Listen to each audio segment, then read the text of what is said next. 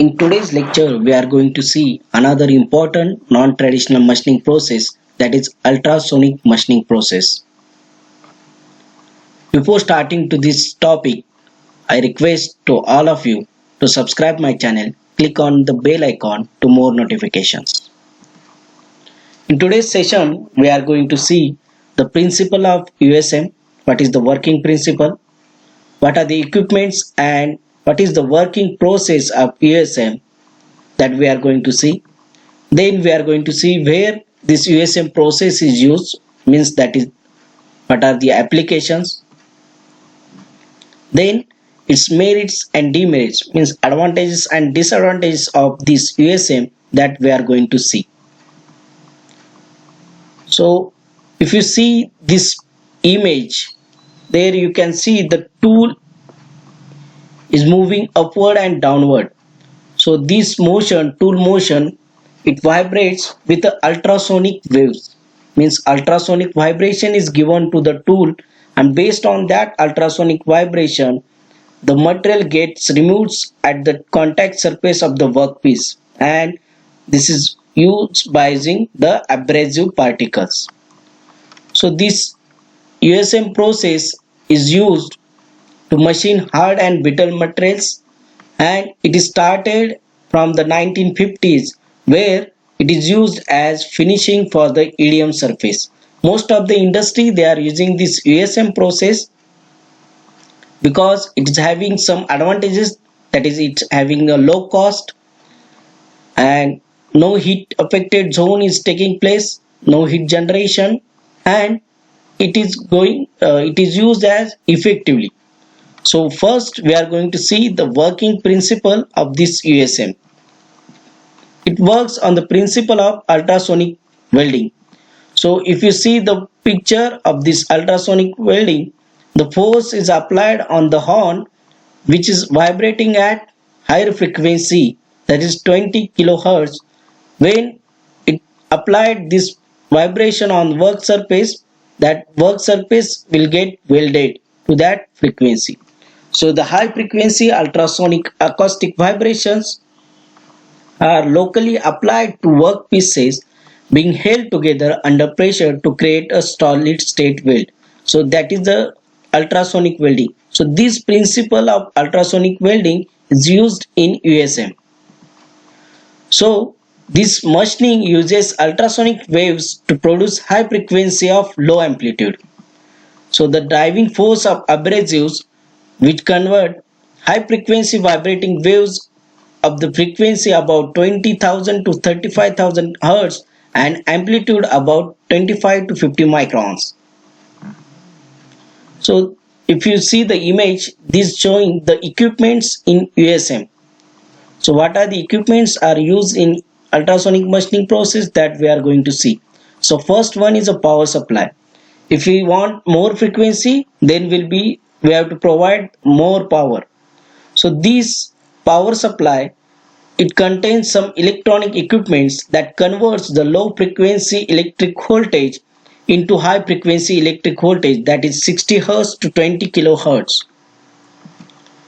So this electric signal, that higher electric voltage, it converts a mechanical vibration by using transducer. So this transducer converts the electrical signal into mechanical vibration.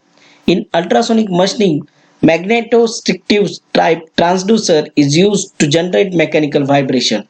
This is made up of nickel and nickel alloys. Next one is a horn. Mechanical vibration, whatever the generated by this transducer, it passes to the tool. So for passing this vibration to the tool, the horn is used. So horn is act as a mediator. Whatever the vibration is generated by the transducer, it transferred to the tool. Also it act as a tool holding device. Next one is a tool. The tool is made up of strong, tough and ductile materials. Normally the geometry of the tool correspond to the geometry of the cut to be made. So whatever the part size or part shape we required, the cut shape we required, based on that the tool geometry are designed. Then last one is the abrasive slurry. Water-based slurry of abrasive particles are used in this. The abrasive particles are transferred to this cut where we want to make by using this tool. Most of the time we are using silicon carbide, boron carbide, aluminum oxide abrasives in abrasive slurry. So these are the equipments used in USM. Now we are going to see the working process of this USM. So you can see the setup of ultrasonic machining process one by one, how it works to get the final finished product that we are going to see. So now first the material gets removed in the form of microchips from workpiece due to indentation of abrasive particles. Whatever the indentation of abrasive particles are taking place on the work surface or contact surface, based on that the microchips are formed and material gets removed. So how it started? First one, the power supply. The power supply, what it converts based on the electrical equipments, it converts low frequency amplitude or low frequency voltage into high frequency voltage. That high frequency voltage transfers to the transducer.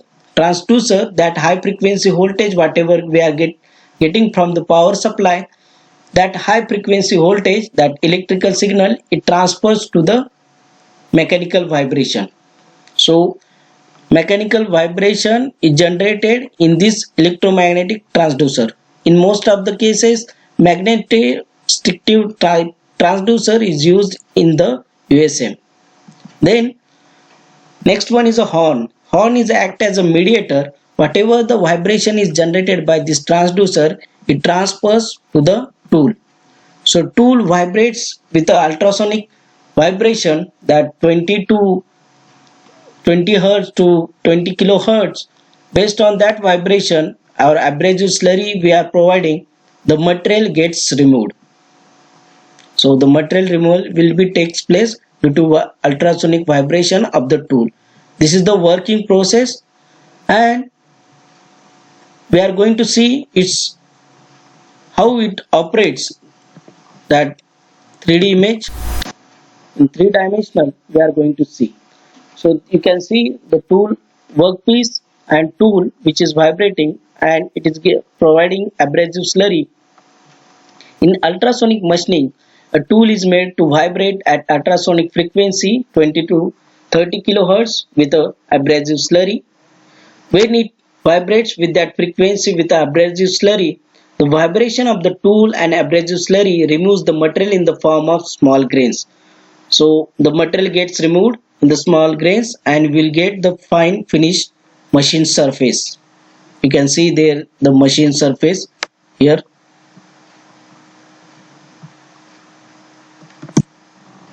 Now where we are using this USM, that we are going to see the image you are, if you see the various shapes we can get by using this USM process. So this USM process used for machining hard and brittle metallic alloys, semiconductors, glass, ceramics, carbide, etc. It is used for machining, wire drawing, punching and small blanking dies. It is used for machining round, square, irregular shaped holes and surface impressions. So in that image you can get the idea where and how much size, shape, holes can be produced by using USM. Now we are going to see the merits, advantages of USM. That extremely hard and brittle materials can be easily machined by using this process. Highly accurate profiles and good surface finish can be easily obtained. The machine workpiece are free of stresses. No residual stresses will be generated. Metal removal cost is low. Due to practically no heat generation in the process is taking place, so the physical properties of work material remain unchanged. Operation is noiseless. Operation of the equipment is quite safe. Also it is having demerits, that material removal rate is very low. The initial equipment cost is higher than the conventional machine tools. The process does not suit for heavy metal removal, that the small grains are generated to microchips. So Heavy metal removal it not be possible. The cost of tooling is also high. Difficulties are encountered in machining softer materials. Power consumption is quite high. High wear rate of tool may lead to dimensional inaccurate machine surface.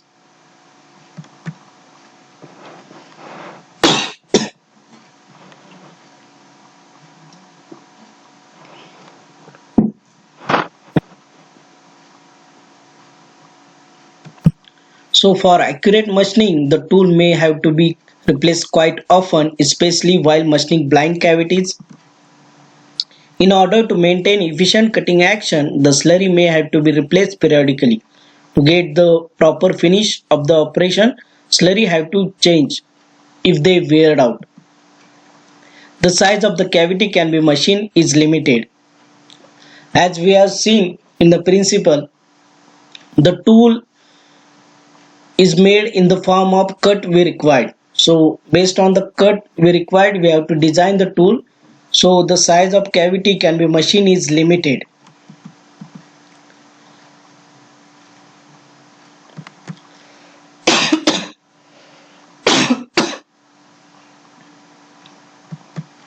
So in today's lecture, we have seen another non-traditional machining process, that is ultrasonic machining process.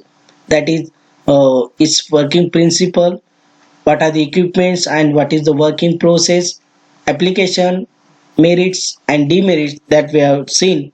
If you like this, please stay connected.